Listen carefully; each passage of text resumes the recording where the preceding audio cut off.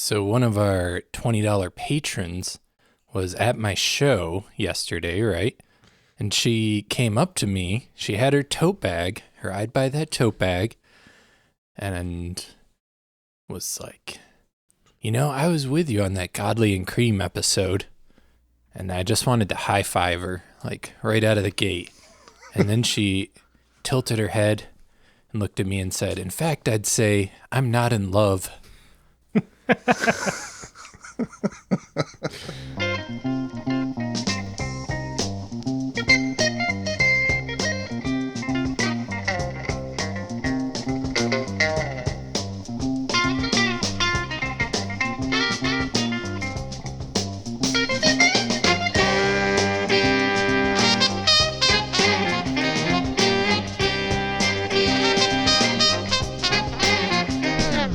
Welcome to I'd Buy That for $1, a podcast about inexpensive, common, and underappreciated records that are waiting to be rediscovered.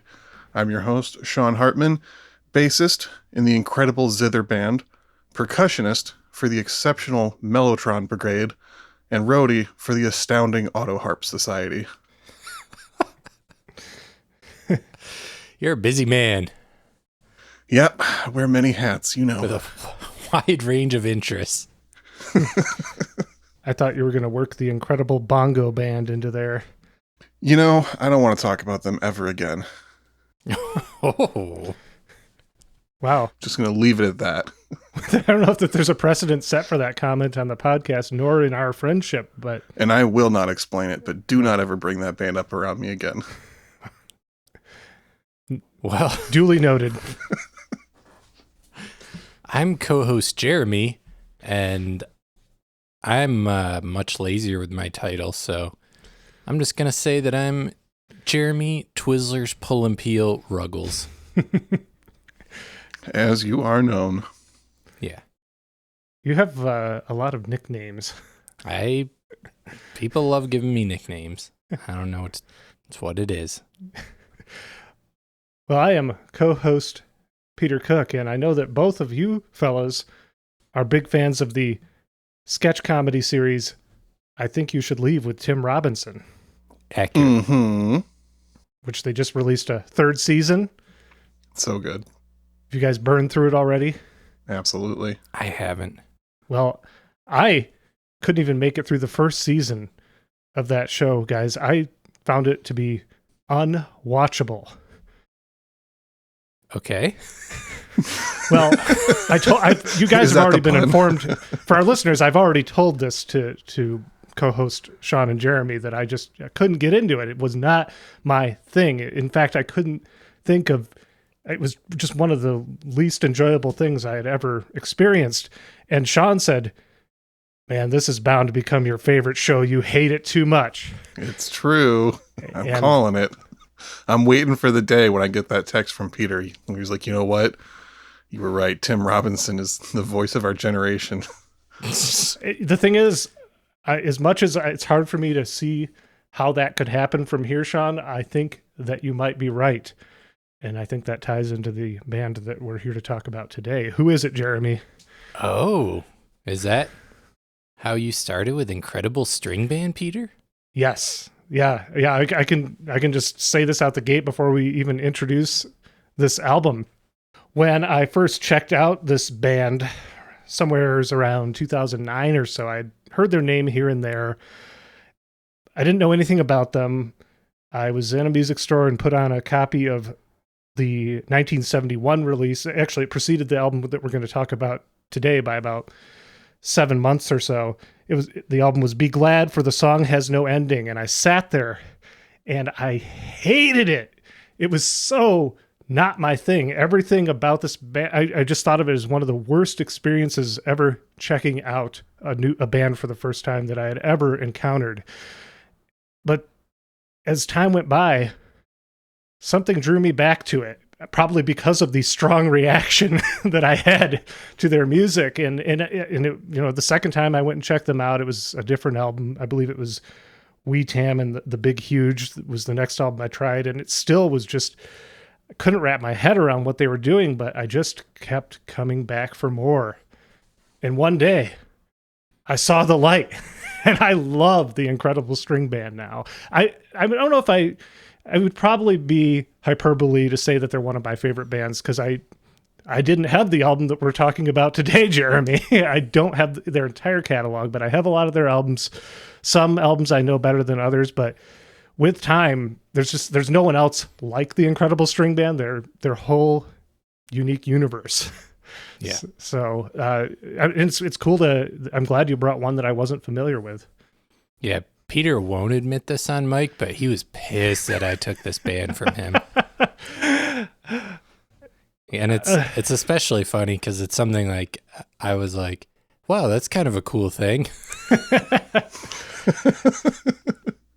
Yeah, well, it would be a daunting task for me to try to, compact everything about this band into one episode. Plus, all the albums the reason I didn't feature them previously is because all the albums that I have are a little more expensive. They usually go for $10 to $20. You found the cheapie. Yeah, this is pretty much the cheapie in their catalog because it's the best-selling album of theirs, and it's kind of their last hurrah, which we'll get into later, but it's outside of their golden era, I would say. Yeah, and what is the title of this one? The title is Liquid Acrobat as Regards the Air. It feels like they stole that album title from Godly and Cream. I'm just going to put that out there.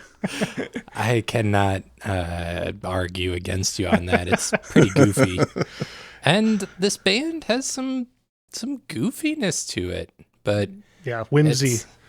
Whimsy is a better word. They're not trying to be humorous almost ever, I'd say, but no, that's one of the things that I'm not like a fantasy or like folklore, really. That's not really my thing, and they lean heavy in that direction. They do.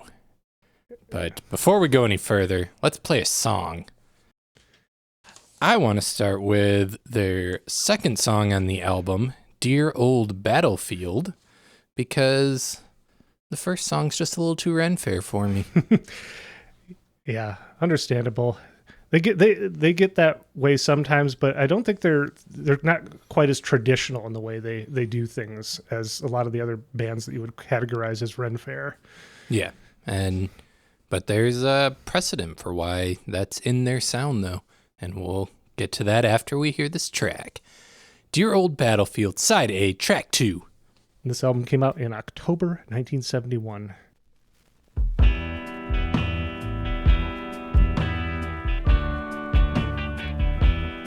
Just another rusty brother, seeing his old role replayed, looking in the world like a broken mirror, seeing his old face displayed. They come and go, come and go. Why'd you advertise goodbye? Living a lie will lay you low. What can I tell you? What can I sell you? But the truth will make you high. Death is unreal, that's the way I feel. There's more to be revealed. Lovers and friends meet again and again on the dear old, on the dear old, on the dear old battlefield.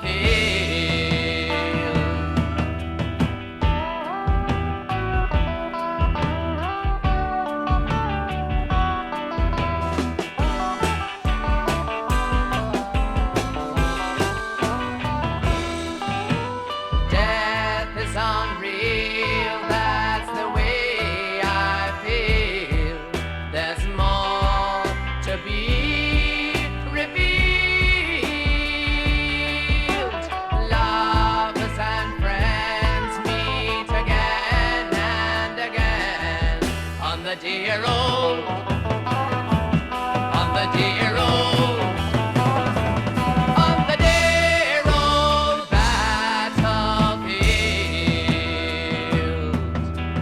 I will see my memory likely let me go. I know that we will always be, but time passed fast and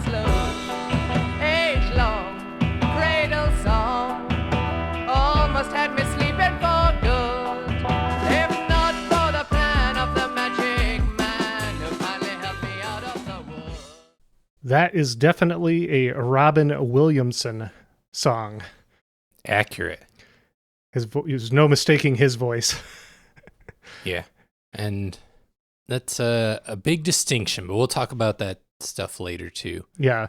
Well, what's also really jumped out at me hearing that is just how driving that track is. That's not the case for a lot of their earlier music. Yeah, I thought this album, beyond being the only one we could actually feature on the show, I think it's a good one because it's a lot more accessible than a lot of their other material that gets very out there, like parts don't repeat a lot. It's just, it's pretty hard for a lot of people to stomach at first, as you mentioned with your experience with it. Yeah. They have a lot of long-winded, rambling narrative songs that go on for 10 plus minutes. Yeah. Jeremy, do you have any bands that you had a similar experience with where you just hated it so much at first that you kept coming back to it until it clicked for you? One I would say that was similar and has some pretty similar elements actually is the band of Montreal. When I first heard them, I was like, nah, not for me. Too quirky, too like being weird for the sake of being weird. But eventually the songwriting's good and it's pretty hard to deny. So that's the first one I can think of off the top of my head. Mm-hmm. Yeah, that one makes sense. Sean, how about you? The one I always think about where I had like the strongest experience like that was the band Sonic Youth. And this was like late high school, getting into the bands everybody was talking about, checking out all these supposedly legendary alternative bands. And I got a CD copy of Daydream Nation and was just like, I don't get it. This is boring and not good. But it just bothered me how much I didn't like it. I kept going back until they eventually became like one of my absolute favorite bands of my 20s. Yeah, you're probably not alone in that experience with Sonic Youth. Yeah. And for some people I know, as long and hard as they try with Sonic Youth, they still they never get it. And I'm sure that's probably could be the case with the Incredible String Band as well. Mm-hmm. I'm not saying that everyone is going to have my experience. I can't blame them. And how much work do you want to put into liking something that you don't like? Yeah. It's not like I had a ton of people, unlike with the aforementioned I Think You Should Leave, where I have tons of people telling me how great it is. I did not have a lot of people telling me they loved the Incredible String Band. Oh, weird. I don't know what... I didn't live in the UK in the 1970s, so... Yeah. Which I feel like most Incredible String Band fans have long since accepted that they're just going to have a lot of people that will never appreciate that thing with them. Yeah. Yeah, and it becomes one of those, oh, you're in the club kind of things. Like, oh. Yeah, and it's not like, oh, you don't like him? Let me explain to you why you should. It's just like, yeah, I get it. Exactly. Yeah, and I will say, Jeremy, I was shocked and removed when you said that this was going to be your selection before I could even get angry. I was too surprised to get angry that you stole my band. Yeah, that's fair. Because this is, although as I mentioned, they don't sound like a lot of other medieval folk rock bands or Ren Fair, as you call it, bands, but it's decidedly leaning in that direction. Yeah, and the whimsy of a lot of their early work is like a little much for me, a little too rambling. So I actually kind of like this more than a lot of their more celebrated works. Yeah. Yeah, most people are going to talk about The Hangman's Beautiful Daughter and Weetam and the Big Huge. Which has really good songs on it. I'd say for me, it's like there's some amazing songs on the first like 4 albums. Have like really bright spots and then other things that I don't want to listen to. Yeah. It was actually a compilation of their work, Relics, that it came out in the middle of their career. It's a double LP, sort of a best of. That was really a big turning point for me, putting that on and hearing the highlights from their catalog. That was a big turning point, getting that and putting that on when my wife and I would be making dinner, put that on. It's a nice long album to make dinner, eat dinner, and just enjoy the whimsy of the incredible string band. Yeah. Well, shall I introduce the band to you guys? Oh, please do. Even though they need no introduction for Peter, but for everyone else, we'll start let's go back to 1963 with singer-guitarist Robin Williamson, who is living with Bert Jansch at the time. Wow. Yeah. Later of Pentangle and celebrated solo artist as well. Yeah. And they're playing the folk circuit, and that's where Robin Williamson meets Clive Palmer, a very skilled banjo player, and they start playing as a duo. They're doing a lot of like Irish and Scottish traditional music, which explains a lot of the Ren Fair sound going on. They're into that stuff, traditional music, and kind of in that same vein as you mentioned of like Pentangle or Fairport Convention, maybe. Yeah, which all of that's just sort of getting started around the mid 60s. Yeah. Yeah, so they're doing their thing, and they decide to add a third member, Mike Herron, who is a guitarist. He was brought on to be the rhythm guitarist. And they form officially the Incredible String Band between the three of them. Before Mike joined that band, he was playing kind of pop music and rock music around Scotland. And so that kind of explains this tension that would sort of form because he's from a different musical background. Robin actually started doing jazz music before he got into like traditional and bluegrass music. And they were both friends with Clive, but they weren't really friends with each other. Yeah. Yeah, it seems that Clive was the connecting point between the two of them, and then he's not in the picture for too long. Yeah. So Clive, he ran a like late night folk club in Glasgow called Clive's Incredible Folk Club. That was like, it was just a room like on the fourth floor above a department store, and there was only an elevator to get there. And they would like start shows at midnight so they didn't disrupt the businesses or whatever. And of course that got shut down as a fire hazard because there's only an elevator to it and out of it. But it was pretty successful in that scene for a while, and the Incredible String Band was kind of the house band for that place. So they get signed to Elektra Records and put out their first album, the self-titled Incredible String Band album, as a trio in 1966. And that album is a lot more traditional than the rest of their output. And it was like mostly first takes. I think they were told they need to keep the budget under 150 pounds. Shoestring. Yeah. Incredible, not an incredible string budget, a shoestring budget. Yeah. Yeah, I just acquired that album within the last year. I've listened to it a couple times, so I'm still getting familiar with that one. But it was very different from what would come later. And yeah, I wasn't really familiar with their sound, including Clive in the band, which, boy, apparently I'm anxious to kick him out because I keep mentioning it.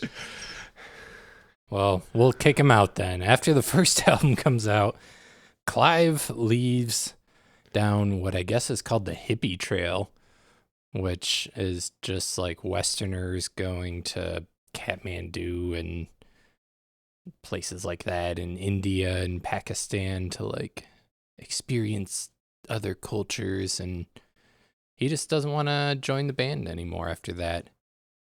It just goes off down, I believe, a solo career path from there. Yeah, because he said later that, he liked the traditional music stuff, and both Robin and Mike were wanting to go more in the psychedelic direction of others in that scene, and he just wasn't on board with it.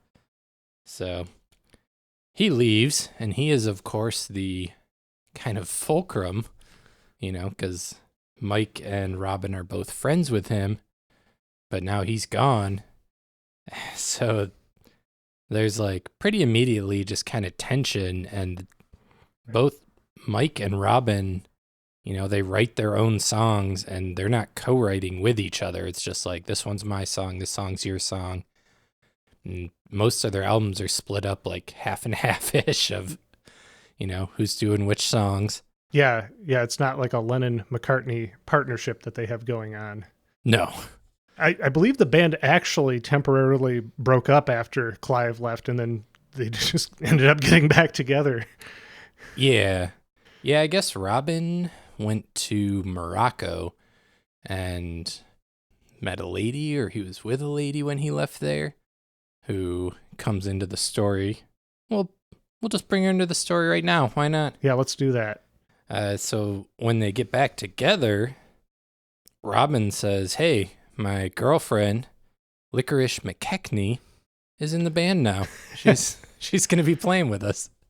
Yes, the beloved Christina Licorice, or Licky McKechnie. And immediately Mike was not comfortable with this. Not for the, seemingly obvious reasons of someone just being like, hey, she's in the band now. He felt outnumbered.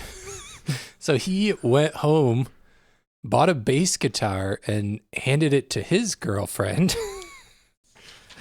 who was... Would that be Rose Simpson? Yeah, Rose Simpson, and said, hey, you're going to learn this, and you're in the band now as well. Because he didn't want to be outnumbered. He wanted... Yeah, and thus was born the classic lineup of the Incredible String Band. Yeah. So I now want to feature a song called Cosmic Boy that features Licorice as the lead singer. Awesome. Yeah. I like this song a lot. It's a great one. I love anytime Licky sings. Yeah, she has a super unique voice, as you're right about to hear on Side A, Track 3, Cosmic Boy.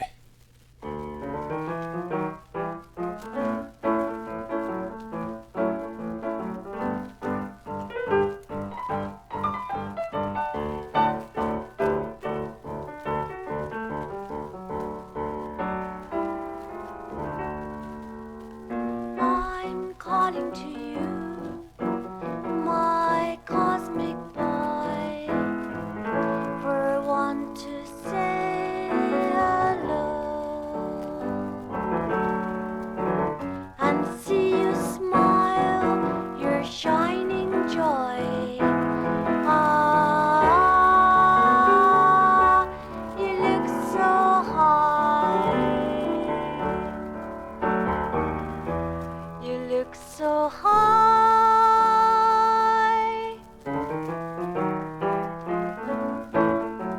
and I shall dance for you, the sweetest dance that I can do.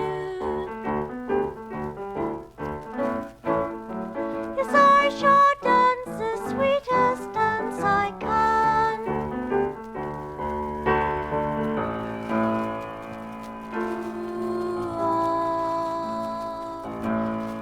Ooh, ah.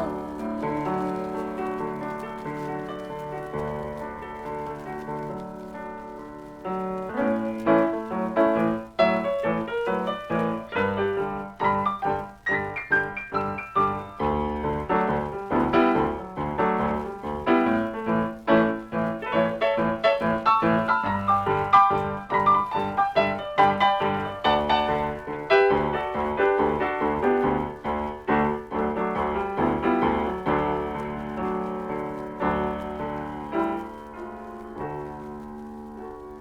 ah, ah, you're looking so fine.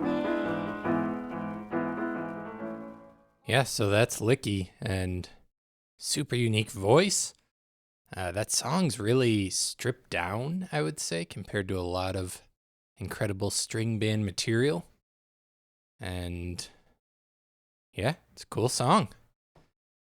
Yeah, and she is co-writer on that along with Mike Herron. They did record some Licky originals throughout the time she was in the band. Yep. And Not a direct comparison, but something about that song and the uniqueness of the vocal delivery reminded me a little bit of Nico, especially from like the Velvet Underground and Nico record. oh, that's interesting because I thought it Mo reminded Tucker? Yeah, it reminded me of Mo Tucker. Yeah, like After Hours. Yeah, totally. Yeah, exactly. That's funny. Yeah, could hear both of those.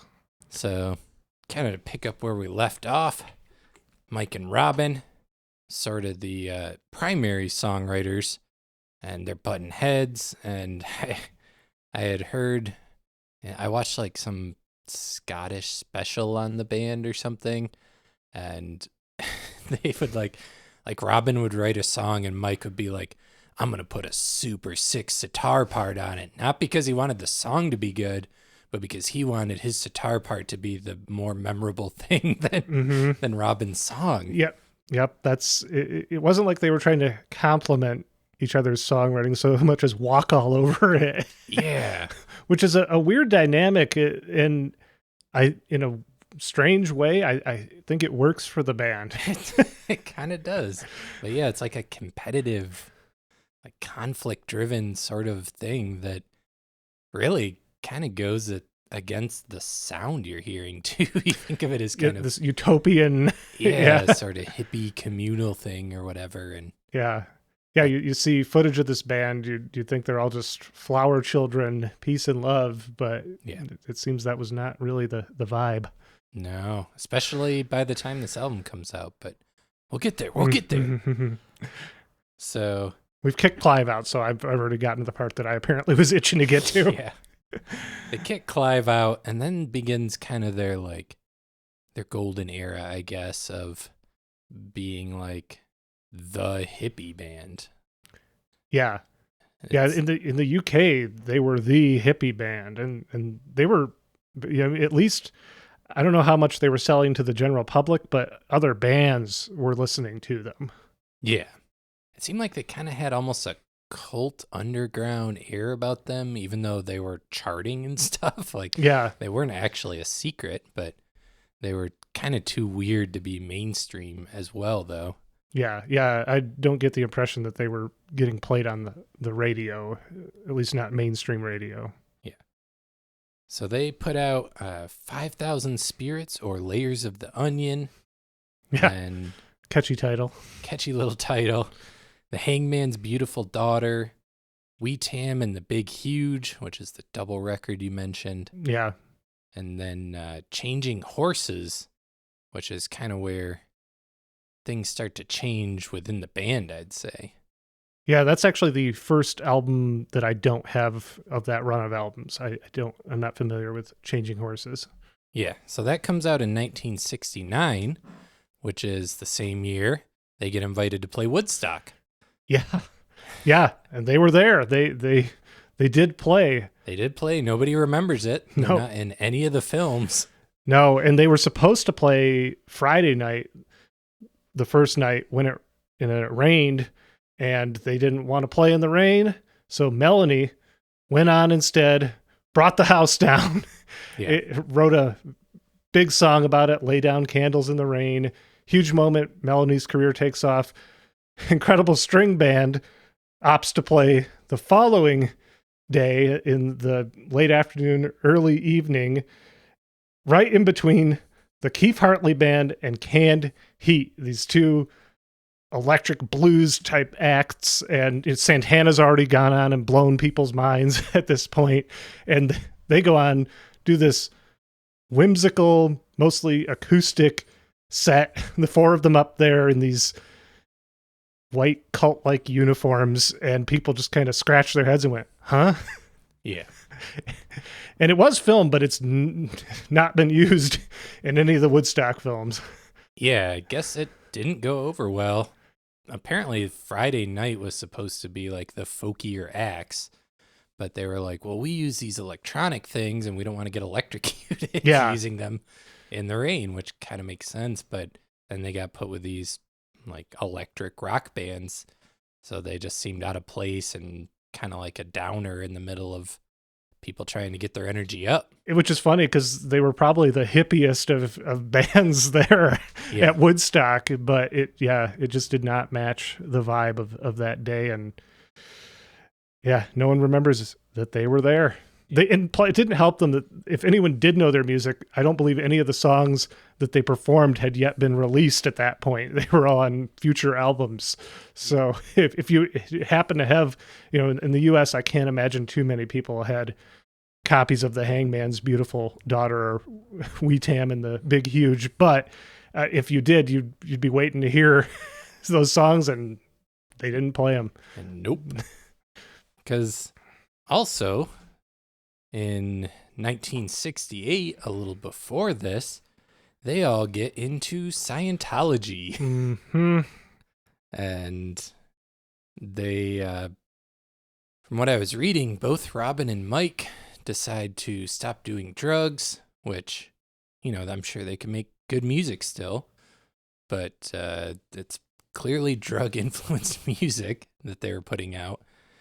But they also, like, there's a shift in the band at this point where they're, like, holding weekly meetings about their finances, and they're spending a bunch of money on the Scientology courses, and there's just this shift away from the music and towards, like, the finances and getting really into the different aspects of Scientology.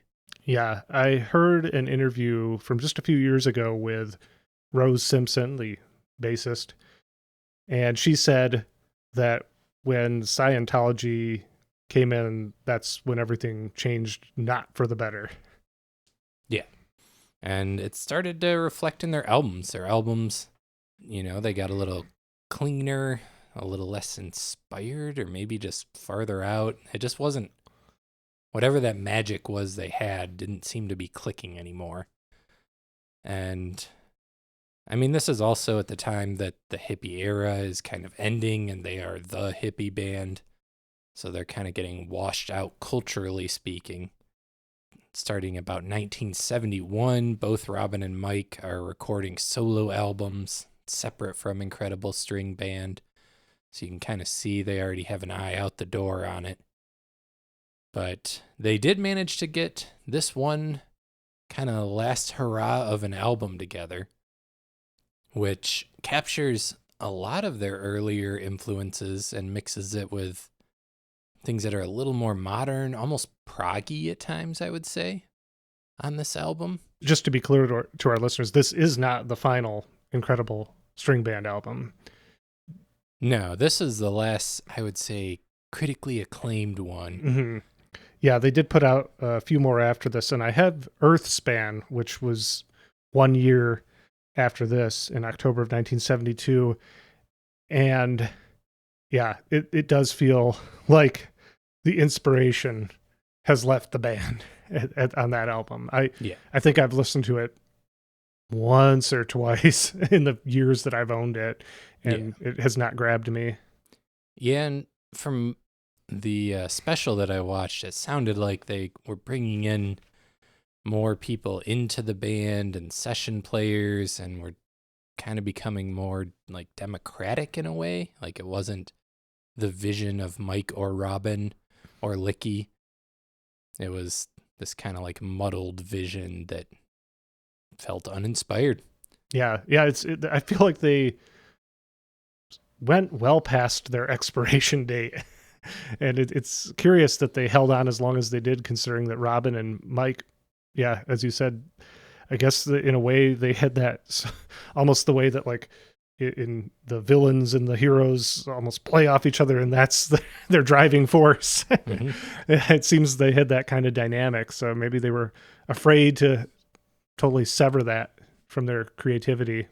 Yeah, so let's play another song now before we fully hit the end of their story. They break up in 1974 as a band, but we will play Worlds They Rise and Fall next, which is a Mike Herron song, and you will hear his voice. Side A, track 4.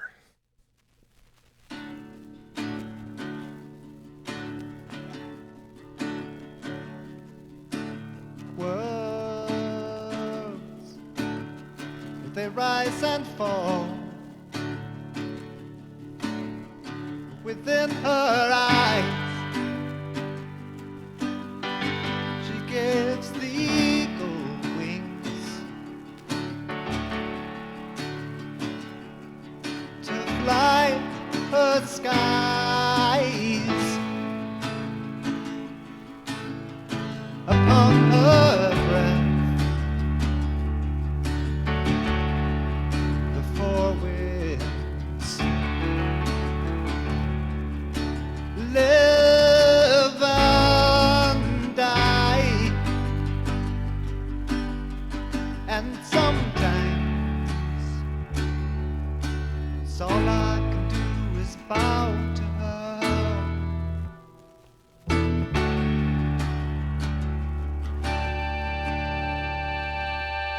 But when the moon is misty through the trees, right now she says I wanna be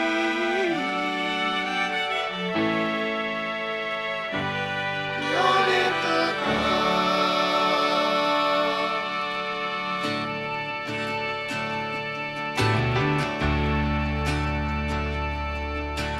Stars, will they glow and fade around her dance?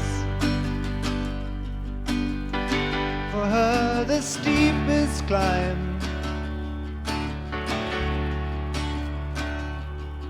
the gulf is spanned. Where she lives, the birds sing. I think it's those textures that they tend to introduce as these songs unfold. Like you heard in that piece, they're one of the things that really started to change my mind about this band. Like the varied instrumentation or like the arrangement or both? Yeah, the unexpected sounds coming in and out of the arrangement. Yeah. Throughout. Yeah, it's got layers. It's the arrangements are interesting, but like on this record, not too far out to where it's distracting, I guess. Yeah, I feel like by this point, the guys are stepping on each other's songs a little less than they were on earlier records, almost in service of the original vision of the song, even. And it's enjoyable. The songs are still interesting, but they require a little less work on the listener's part. Yeah. Which it can be a challenge. I have their double album, You. That thing is hard to get through, and it's good, but to sit through four sides of them at that stage, it's a challenge. It's a big ass. Peter, do you have a favorite Incredible String Band record? I don't know if you've said that on the episode yet. Without a doubt, The Hangman's Beautiful Daughter. And I think that's, by and large, considered by many to be the best. I had a regular customer at the record store back in Kalamazoo that he was a huge Incredible String Band fan and always told me that The Hangman's Beautiful Daughter was their best record. And he was also a huge death metal fan. So I get all my folk and death metal recommendations from this guy. Yeah, they're one of those bands that I could see a death metal or black metal fan getting into, because sometimes those genres suddenly go psychedelic or folky. Yeah, true. They don't feel too far removed. And I'm sure that, especially in the UK, I'm sure that they've been a big influence, and just in general in Europe. I'm sure they were a big influence on a lot of metal and things along those lines, just psychedelic, darker music. Well, I did want to mention the lineup on this album because it is a little different. I should have mentioned probably earlier, but yeah, there's someone we haven't even mentioned who's part of the band at this point. Yeah. Because Rose is gone. Rose left right before this album to start a family, and both Rose and Licky, they stopped dating Robin and Mike in like 1969, but they were still in the band and they were just part of the band. But Rose leaves and they bring on Malcolm Lamestier. I have no idea how to pronounce his name. Maistre. Yeah, it's probably French, and there's probably letters that we're not supposed to be pronouncing in there. But Yeah. I tried, and I could not find how to say his name. So we're Malcolm. We'll call him Malcolm. We'll call him Malcolm. And yeah, so he replaces Rose, and Robin, Mike, Licky, and Malcolm are all playing like a stupid amount of instruments that I'm not going to list. Yeah. Because it's like 10 to 15 different things for each of them. Each. Yeah. But they did bring on Jerry Conway to play drums on a couple tracks. He was the drummer for Steel Eye Span right before this, and would go on to be a drummer for Cat Stevens, Jethro Tull, and a later incarnation of Fairport Convention. Oh, he was right in the thick of it with these kinds of bands. Yeah. Yeah, and they also had someone named Stan Lee play pedal steel and bass on one track. I'm guessing not the Marvel Comics founder.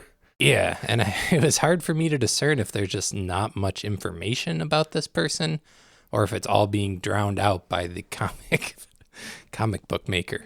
That could be the case. So, yeah, this was their most commercially successful album and their last critically acclaimed album before they broke up in 1974. Both Mike and Robin went on to record a bunch of solo albums.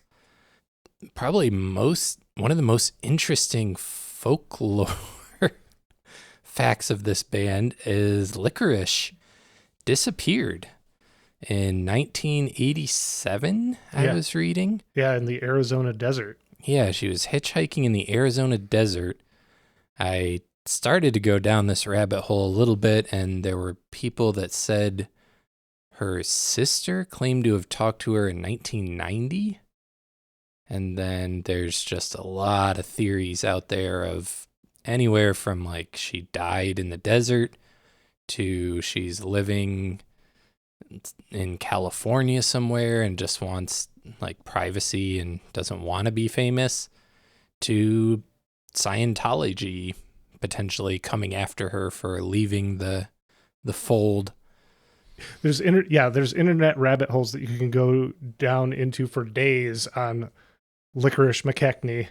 We'll just leave it at that. If you want to explore more, Yeah. feel free. Yep. Currently, the only member who we know has passed is Clive Palmer. One of the original three passed in 2014, and the rest of them are still out there. It looked like they aren't as active making music these days, but they're also like late 70s, early 80s at this point. So Yeah, there have been the band members getting together and performing here and there over the years. I'm not sure if there's ever been an official Incredible String Band reunion or not. I think I read there was one in the 90s at one point. Yeah. But it was fairly short-lived. Yeah. But I didn't write down the details on that. Yeah, there's definitely a rabid following. A small but rabid following, though. Yeah. Well, Sean. Jeremy? Do you have some records for these rabid followers who need more? Yeah, I got a few things. I got some records from right around this time period, as I like to do, with a similar sound. One of them's a band that we've featured before, Matthew's Southern Comfort, later that same year from 1970. Oh, yeah. Yeah, that's a great one. We, of course, featured the self-titled Matthew's Southern Comfort record on the podcast, but I got that later that same year album after the fact and had almost wished I had featured that one instead. Yeah, it's a good one. And it can be found a little more commonly, even, I would say. Yeah, probably just a little bit easier. But yeah, those records and then the Ian Matthews solo records, they're all out there. Next up is a record that's a little more in the traditional folk, but has some psychedelic leanings as well. Brewer and Shipley, Shake Off the Demon from 1971. I know that previous guest of the show, Dustin Krasatovich, is a big fan of that record. I think we maybe even promised him on the Christofferson episode to bring him back and talk about Brewer and Shipley at some point. Stay tuned. Coming soon. And last up is a record that we've featured that I've recommended a couple times, I think. Also came out in 1971. Jimmy Spheris, I Love You. God, I knew you were going to do that. How could I not? Our first episode. Yep. Our most recommended album, because once again, Jeremy called me out on recommending it too many times, and now I am going to lean in even heavier on recommending that album for the rest of time. That's fair for this album, though. It's a pretty similar thing, I'd say. Apt. Yeah, psychedelic folk coming out in the year 1971. It's a fair recommendation. Not fair. Port. Oh, Peter. I will add one more on, Sean, and it's one that you introduced me to. Please do. It's from 1971, just like this record. And all of your features all of your suggestions were 1971, right? The Matthew Southern Comforter is from 1970. I thought it was 71, and then I realized that my copy is from 1971, but initially it came out in 70. Well, close enough for jazz, Yeah. or for psychedelic folk. It's actually the Mike Herron solo album. Mike Herron from the Incredible String Band, his 1971 solo debut, Smiling Men with Bad Reputations. You sent that to me. Yeah, and I believe when I picked that out for you, I didn't necessarily even realize the connection at first. It just was like, oh, this is a record Peter would like. Yeah, and I do. And it's good. It's different from the Incredible String Band. He has a whole slew of guests on there: John Cale, Richard Thompson, Steve Winwood, Pete Townsend, Keith Moon, Ronnie Lane, Elton John, Jimmy Page. And that's, wow. Yeah. Yeah. That's just the top of the list. Yeah. Jeez. So that one's really cool. Definitely recommend picking that up if you come across it. Cool. Well, I want to take us out today on the song Red Hair. And I just picked it because I like it. This is also a Mike Herron song, correct? Correct. And I did want to leave us on a quote I saw from music critic Robert Christgau, who I think summed up feelings I kind of have about this band. He said, "Way back in the 1960s, I was trying to figure out whether these acoustic Scots were magic or bullshit, and concluded they were both."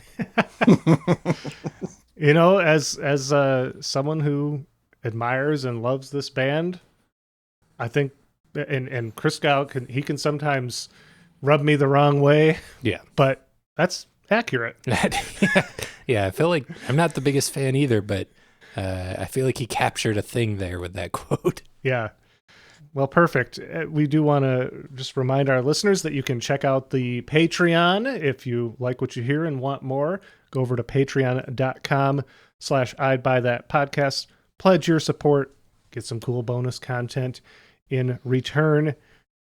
Please follow us on our social media, Instagram at I'd Buy That Podcast, Facebook, search I'd Buy That for $1. We also have a Facebook group, the I'd Buy That for $1 Facebook group, where you can share your finds out there in the bins with our ever-growing little community around this podcast. It's really cool to always see what people are finding and spinning in the I'd Buy That for $1 Facebook group. This has been a fun episode. Thank you for bringing this band, Jeremy. This album was new to me, so I need to go find my own copy now and get that much closer to completing my Incredible String Band discography in my collection. Well, thank you for not being too sore about it, Peter. No, I'm really not. Because I probably would have tried to do like a 3-part episode or something ridiculous.